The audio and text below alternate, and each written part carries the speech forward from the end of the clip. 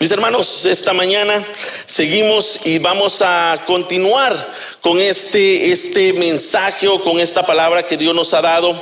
Salmo 122 dice: yo me alegré con los que decían, vamos a la casa de Jehová. Es un salmo que trae mucha alegría, ¿no? Es un salmo que nos trae mucho gozo, mucho deseo de poder estar entre hermanos. Nos habla este salmo de personas de corazones alegres, gozosos, llenos de vida. ¿Usted siente eso esta mañana? Amén. Pero dejaríamos de ser humanos en el considerar el hecho que también por mucho tiempo, o en algunos instantes o incluso en este momento, estamos en el otro lado de la moneda. Llegamos a la casa del Señor, llegamos a este lugar con corazones tal vez lastimados. Llegamos heridos, decepcionados, desesperanzados, agobiados, frustrados, fatigados. Creo que no soy el único que ha llegado más de alguna ocasión de esta manera a la casa del Señor. Pero el Señor también nos dice que vengamos todos los que estemos cansados y cargados, que en Él encontramos el reposo. Hermanos, muchas veces venimos no solamente aquí, sino que andamos en la vida, como dirían por ahí, a punto de tirar la toalla, a punto de rendirnos, porque no encontramos esperanza, no encontramos esa luz en el camino, no encontramos esa salida que tanto buscamos. Y no te culpo, porque muchas veces las cargas que nosotros mismos llevamos en nuestra humanidad y el mundo pone sobre nosotros son muy pesadas.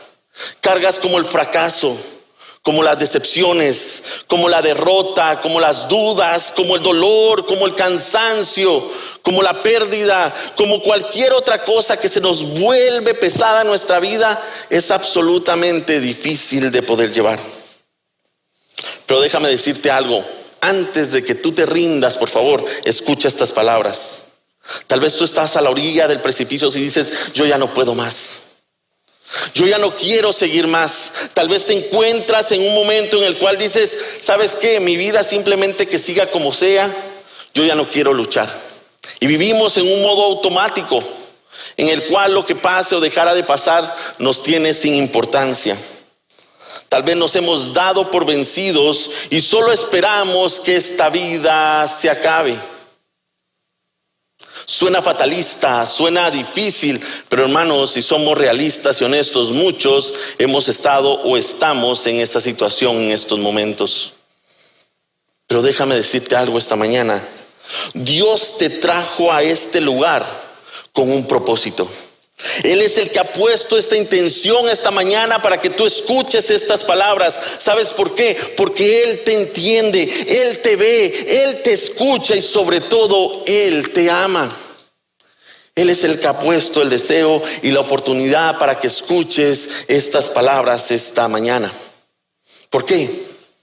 Porque muchas veces, hermanos, no es que Él no esté ahí, es que nosotros muchas veces no le vemos a Él. Muchas veces no sabemos reconocer su voz. Muchas veces no le conocemos a Él y por ende vivimos en un mundo lleno de dificultades, de desvíos. No encontramos el camino. Vivimos en un mundo en el cual sentimos que vamos fracaso tras fracaso y no podemos ponernos de pie.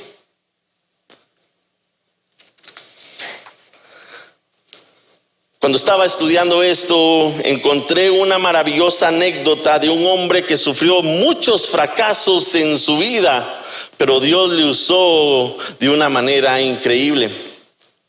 Tenemos grandes ejemplos dentro de la Biblia, pero hay un hombre en la historia de este país en el cual me parece que si sufrió fracasos constantemente fue él. Hablamos del 16º presidente de los Estados Unidos, Abraham Lincoln. Cuando estaba leyendo la biografía de este hombre me pareció muy impresionante, no lo que solamente Dios hizo a través de él y lo que significó para la historia de este país, sino las constantes batallas y fracasos que este hombre sufrió. Se nos dice en su biografía que a los 7 años este hombre tuvo que comenzar a trabajar para poder ser sostén de su hogar. A los 9 años, este hombre perdió a su madre. A los 22 años, él decidió comenzar un negocio y fracasó. Dice que a los 23 años dijo: ¿sabes qué? Ya no voy a ser negociante, me voy a tirar para legislador para apoyar este país, y perdió las elecciones. Dice que a los 24 años se declaró en bancarrota y por 17 años tuvo que pagar la deuda a aquellos que confiaron en él en su negocio. A los 26 años murió aquella que era su prometida, la novia con la que se iba a casar fallece y entra en una situación de un corazón destrozado. A los 27 años se enferma y pasa 6 meses en cama por esta enfermedad. A los 34 años él dice: ¿sabes qué? Voy a ser congresista, y se postula y pierde. 2 años después vuelve a postularse, y ¿saben qué sucedió? Volvió a perder. Y 2 años después vuelve a hacer lo mismo por tercera vez, y esta es la vencida, esta es la tercera, hubiéramos dicho, ¿no? Vuelve a perder.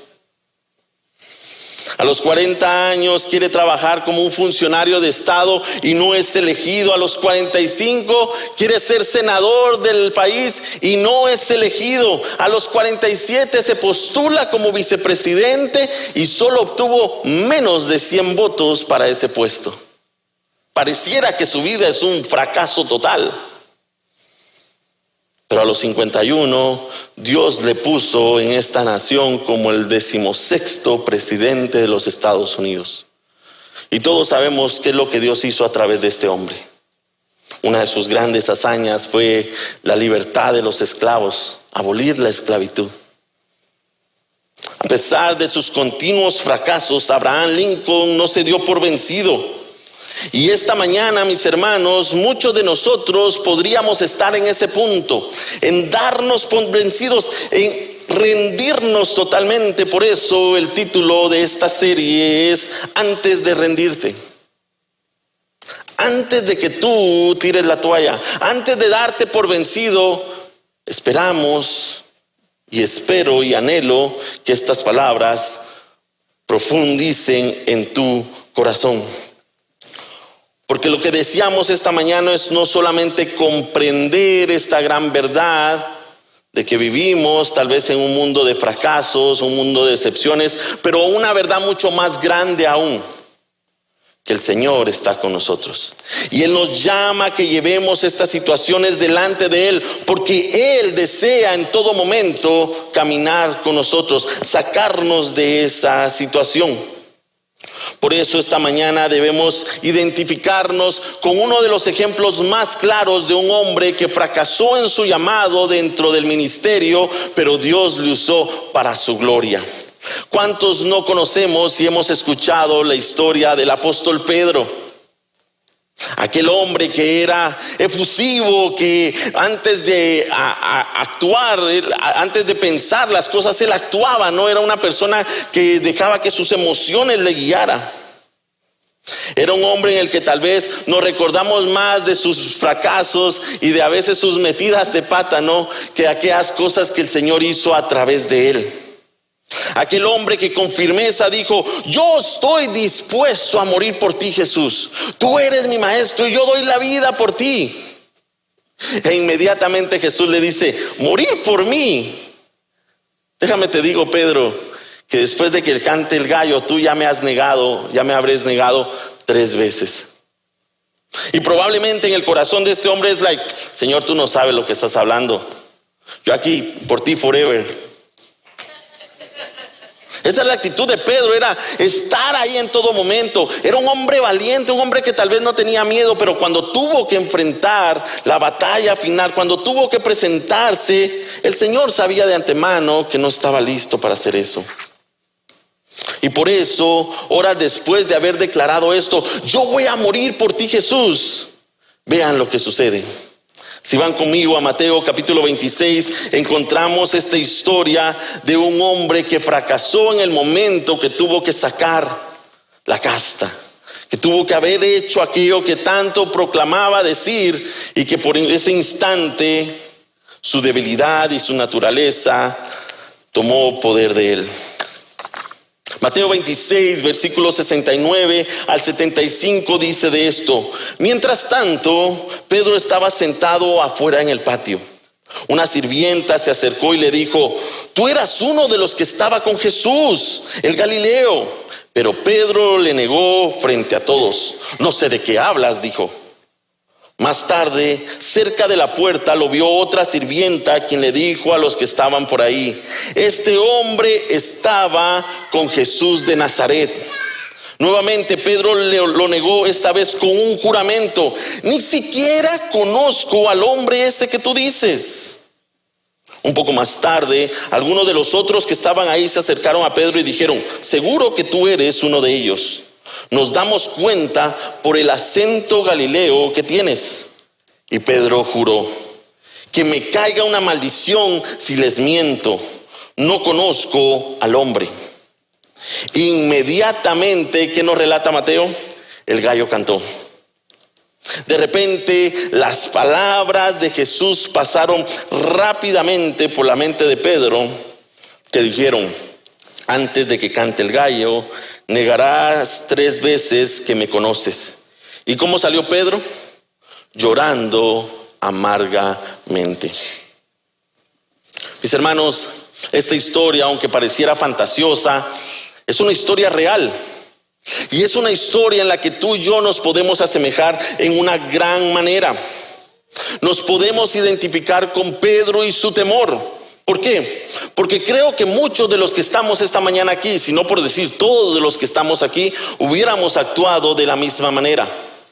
Nos es fácil para nosotros decir: no, pastor, yo sí hubiera estado por Jesús. Pero claro que nosotros conocemos la historia. Sabemos qué es lo que sucedió también. Pero la incertidumbre, la duda, el temor agobió el corazón de Pedro a tal punto de que aquella valentía, aquella fuerza que Pedro mostraba en el amor hacia Jesús se desvaneció por un instante. Por eso mismo Mateo nos dice que después de que canta el gallo, él recuerda las palabras del Señor. Él recuerda que el Señor sabía que esto iba a pasar. Te pregunto a ti esta mañana: ¿cómo crees que Pedro se sintió en ese momento? Mateo nos da una pequeña descripción de su sentir, pero creo que va mucho más allá de lo que nosotros nos podíamos imaginar. Dice Mateo que se fue llorando amargamente, y la palabra amargamente ahí significa un llanto sin consolación, sin control. Es como cuando tú vienes y estás quebrantado y no puedes dejar de llorar. Es cuando un bebé tiene una necesidad tan grande o un dolor y no puede dejar de llorar. Esa es la descripción del llanto de Pedro. Pedro sabe, como dirían en el buen hispano, que la regó, que falló, que no cumplió con las palabras que le había dicho a su Señor. Pero lo que más le dolió es que el Señor, su Señor, sabía que esto iba a suceder. Mis hermanos, todos fallamos de alguna u otra manera. Y todos nos han fallado de alguna u otra manera. Cómo reaccionamos ante las situaciones tiene mucho que ver. A veces reaccionamos culpando a otros de que fallamos. Y a veces simplemente la vergüenza nos aleja de aquellos que están a nuestro alrededor. Te pregunto a ti, ¿cuál sería la reacción o cuál sería el patrón que tú actuarías? Lo que vemos aquí es a Pedro huyendo avergonzado porque le había fallado al Señor. Y ahora, ¿a quién podría acudir si su Señor iba camino hacia la cruz? ¿A quién podría decirle: Señor, discúlpame, qué puedo hacer para poder remediar este problema? Si el Señor no estaba más con él en ese momento. Y creo que nosotros en algún momento, hermanos, hemos experimentado el mismo temor en el fracaso que hemos cometido o que hemos vivido en algún momento de nuestra vida. Tal vez hemos estado en medio de un pecado, de una situación difícil, y le hemos dicho al Señor: Señor, yo te prometo que no lo volveré a hacer. Te prometo que voy a cambiar mi vida, que me voy a alejar de esto, que voy a dejar esto. Pero cuando Cuando fracasamos en esa promesa, muchas veces, si no es que continuamente, actuamos como Pedro. Avergonzados, huimos de su presencia. Hermanos, eso es muy natural de nosotros. Pero la Biblia nos enseña que debemos tomar otro camino. Y debemos sujetarnos en otra promesa. Y debemos esforzarnos no en nuestras propias fuerzas, sino en las fuerzas que el Señor nos puede dar. ¿Por qué? Porque el enemigo siempre causará esa duda en nuestro corazón. Y siempre nos dirá a nuestro oído: tú no podrás nunca cumplir tu propósito. Tú siempre le vas a fallar al Señor. Tu pecado es mucho más grande que tú. Eres una persona que no merece la salvación. Ahora yo te pregunto, a la luz de esta esperanza para el cristiano, ¿tú crees que hay redención para todos aquellos que fracasamos? Con un amoroso y un profundo sí, te puedo decir esta mañana. El Señor está para con nosotros porque nos ama. Porque aunque le fallemos una y otra vez, Él siempre estará ahí. Pedro no fue una causa perdida para el Evangelio. Y déjame decirte esta mañana, ninguno de nosotros lo somos para el Señor. Somos valiosos delante de su presencia. Pedro conocía qué es lo que sucedería o qué es lo que el Señor había dicho en cuestión a aquel que le negara. Si ustedes van a Mateo capítulo 10, nos damos cuenta que el Señor le había dicho esto a aquella congregación y a sus discípulos: todo aquel que me reconozca en público aquí en la tierra, también le reconoceré también delante de mi Padre. Pero al que me niegue aquí en la tierra, también, ¿qué dice? Yo lo negaré delante de mi Padre en el cielo. Ustedes imagínense a Pedro en este momento. Primero le había prometido al Señor que estaría con él, que daría su vida por él. Luego el Señor le dice: tú no vas a hacer esto, sé lo que va a suceder. Y después eso se cumple. Entonces para Pedro en su mente no solamente pasaron las palabras de tú me negarás 3 veces, pero también las palabras de sé cuáles son mis consecuencias por haberle negado. Y la carga se volvió más pesada y el fracaso se volvió más profundo. Y lo que hizo Pedro en ese instante, y lo vemos en el relato de Mateo, es que Pedro desaparece de la escena. No le volvemos a ver, sino que es hasta que Juan en el capítulo 21 nos lo vuelve a presentar.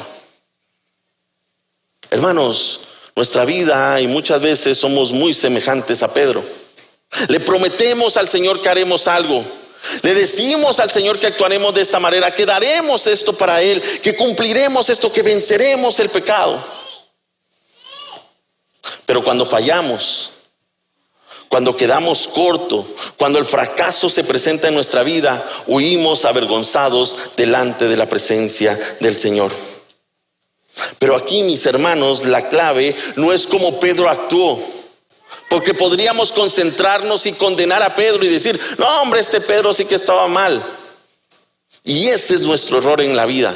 Nos concentramos en nosotros mismos y en el hecho de las cosas que no podemos hacer. Porque déjame te digo algo, nosotros no podemos cumplir ninguna de nuestras promesas por nuestras propias fuerzas.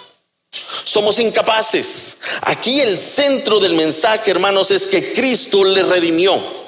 Él es el que le restauró y Él es el que le amó, incluso en su condición de pecado. Ese es el centro. Esa es la enseñanza que nos quiere dar el Señor. ¿Por qué? Porque incluso cuando el Señor Jesús sabía que Pedro le iba a negar, Él le siguió amando. Y hermanos, el Señor sabe que nosotros muchas veces fracasaremos, pero déjame te digo algo, Él te sigue amando. No olvides esa verdad. Juan 21, 12 al 14 dice que el Señor Jesús les llama y les dice: ahora acérquense y desayunen. Ninguno de los discípulos se atrevió a preguntarle: ¿quién eres? Todos sabían que era el Señor. Entonces Jesús les sirvió el pan y el pescado. Esa fue la 3ª vez que se apareció a sus discípulos de haber resucitado a los muertos. Ahora, debemos de entender el contexto de esta historia. Y por eso he titulado esta primera parte, Restaurados por la gracia de Dios. El centro de este mensaje, hermanos, no es la falla de Pedro. El centro del mensaje es lo que Jesús está haciendo en la vida de Pedro. Y eso es lo primero que hizo el Señor Jesús. Le restaura por su gracia, no porque Pedro lo merecía, porque todos quedamos cortos ante esa gracia. Es por gracia que el Señor nos restaura, nos levanta, nos limpia y nos permite seguir adelante. Es solamente por su gracia. Dice que después de que Jesús murió, y no solamente murió, resucitó, los discípulos estaban pescando. Habían dicho, ¿sabes qué? El maestro murió, seguiré con mi vida cotidiana, y regresaron a sus labores. Jesús les observa desde la orilla y les da instrucciones. ¿Por qué? Porque están teniendo un mal día en la pesca. No están obteniendo lo que ellos quieren. Jesús les dice, tiren la red por este lado. Estos hombres obedecen y se dan cuenta que tienen una pesca abundante. E inmediatamente se recuerdan del día que les llamó para seguirles. Y recuerdan y dicen, este no es un hombre cualquiera, es el Señor. El Señor está con nosotros nuevamente. Y en ese instante nos dice la palabra que Pedro salta de la barca y va con el maestro. Cuando llega a la orilla, Jesús no solamente les da instrucciones, sino vean el amor de Jesús. Jesús les había preparado el desayuno. Así que si usted está molesto con alguien, preparar el desayuno es muy bueno,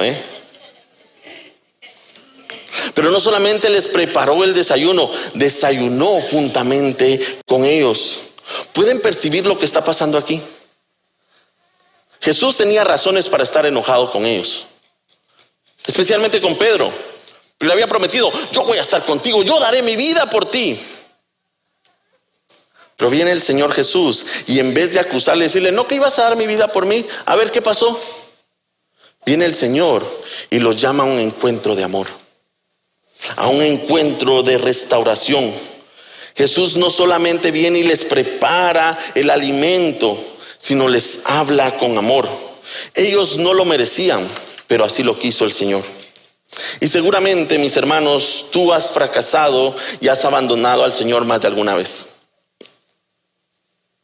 En algún momento tú le has prometido algo al Señor, le has prometido a alguien que amas y has fracasado en ese intento. Quizás te sientes indigno o demasiado lejos para alcanzar de nuevo su gracia. Sin embargo, este desayuno divino nos recuerda que la vida en Cristo no se trata de ti, no se trata de mí. La vida en Cristo se trata de Él.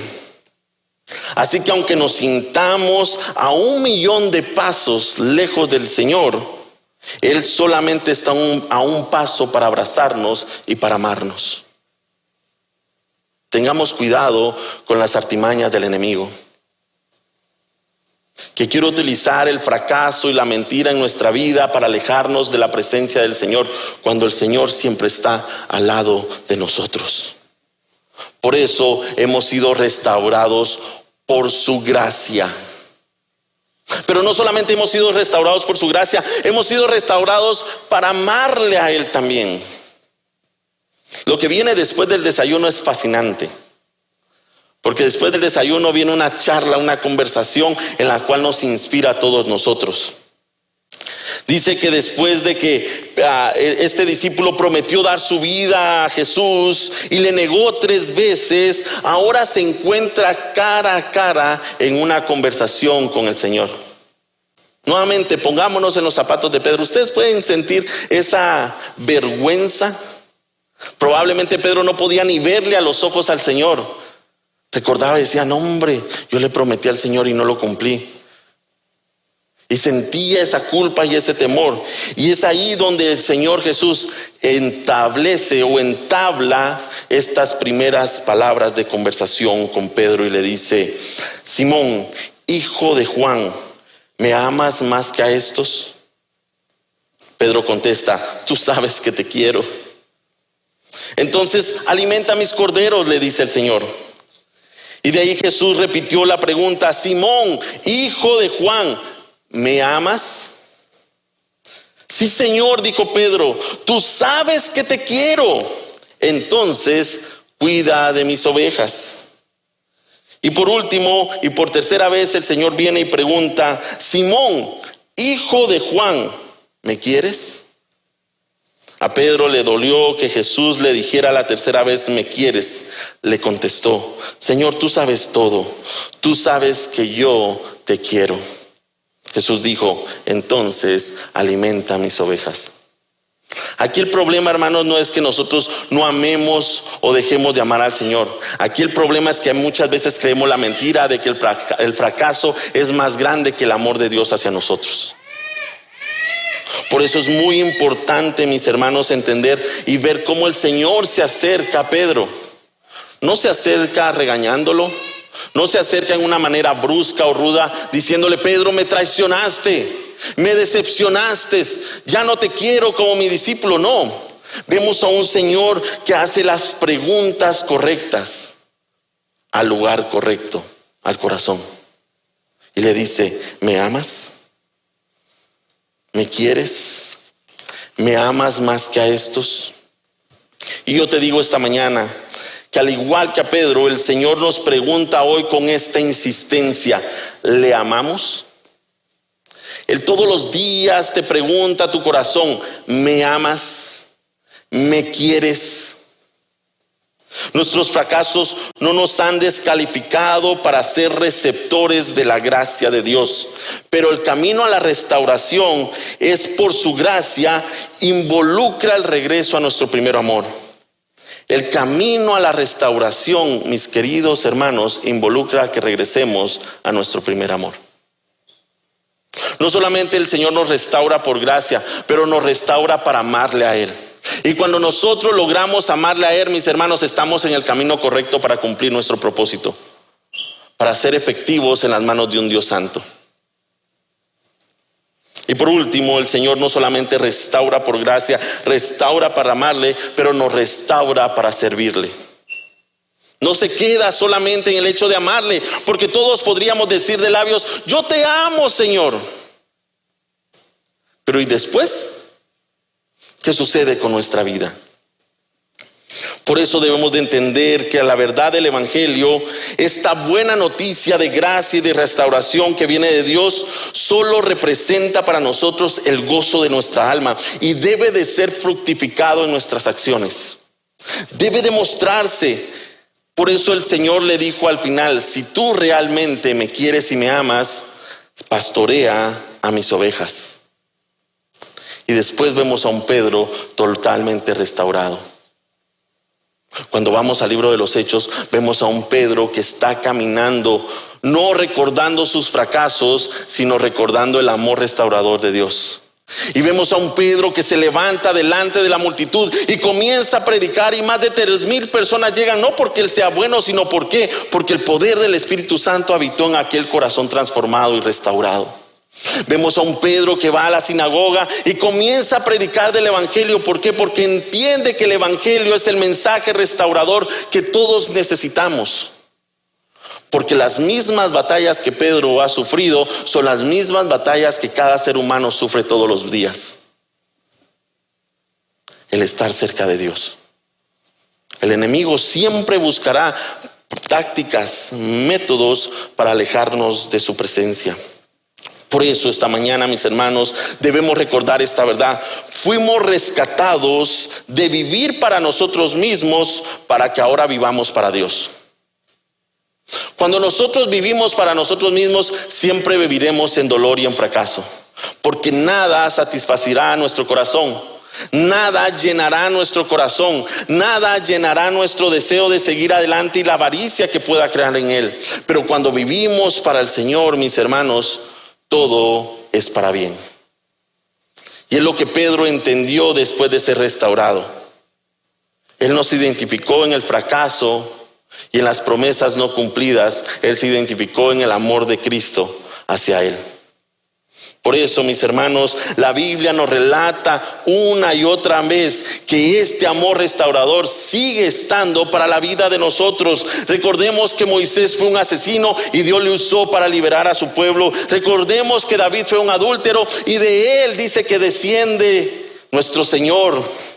Recordemos que Rahab fue una ramera y fue parte de la genealogía de nuestro Señor. Recordemos que Jacob fue un mentiroso y un traicionero y el Señor le utilizó en la descendencia de su pueblo. Recordemos quiénes somos y lo que muchas veces no hemos hecho por el Señor, pero el Señor sigue trabajando para la vida de nosotros, no porque lo merezcamos, sino porque para Él es la gloria. Nuestros mayores fracasos jamás podrán descalificarnos para ser receptores de la gracia de Dios. Nuestros mayores fracasos jamás podrán descalificarnos para poder recibir la gracia de Dios. Por eso esta mañana, al concluir, debemos de entender una verdad insistente: sigue a Jesús. Sigue a Jesús en todo momento. Yo no sé qué es lo que estás pasando en este momento. Yo no sé en dónde tú te sientes que has fracasado. Yo no sé quién ha fracasado en tu vida. Yo no sé cómo te sientas en este momento, tal vez derrotado, agobiado, angustiado, decepcionado de la vida. Yo te digo esta mañana: sigue a Jesús.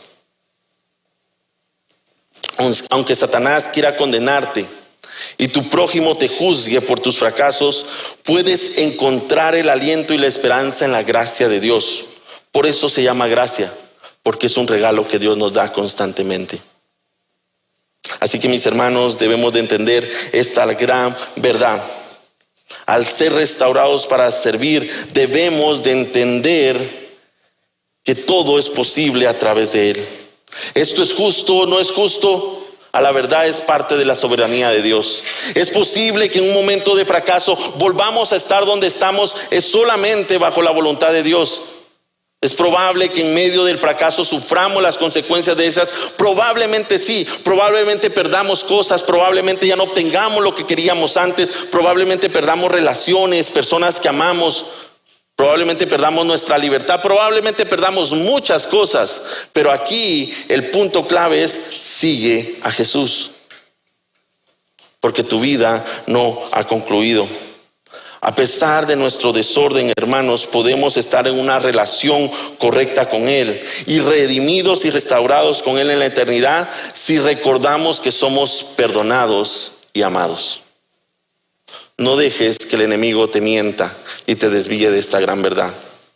Cristo murió por cada uno de nosotros, por amor a nosotros, para restaurarnos, para llevarnos a esa relación por la cual hemos sido creados. Por eso esta mañana te digo con todo mi corazón: no te rindas, porque Él no ha terminado contigo. Nos ponemos de pie esta mañana, mis hermanos.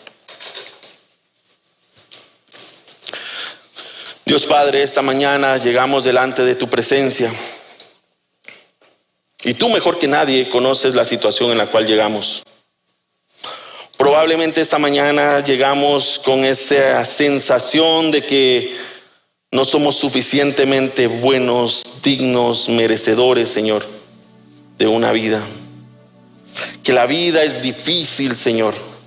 Tal vez esta mañana llegamos cargados por las situaciones que ocurren en nuestro hogar, por aquellas cosas que como humanos no tenemos el control, Señor, pero queremos y seguimos buscando en el tenerlo. Tal vez esta mañana llegamos, Señor, con corazones totalmente destrozados y quebrantados, con deseos, Señor, de no poder seguir.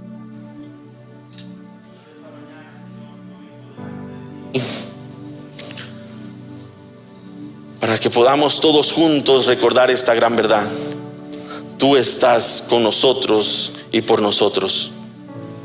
Padre celestial, esta escena maravillosa en la cual tú vienes y te acercas a aquellos que te traicionaron, a aquellos que te dejaron, que te abandonaron, y les amaste con este amor profundo. Y no solamente les amaste, los levantaste, los transformaste, les diste el privilegio de poder trabajar para tu obra. Sigue siendo ese mismo amor, Señor, delante de nuestras vidas.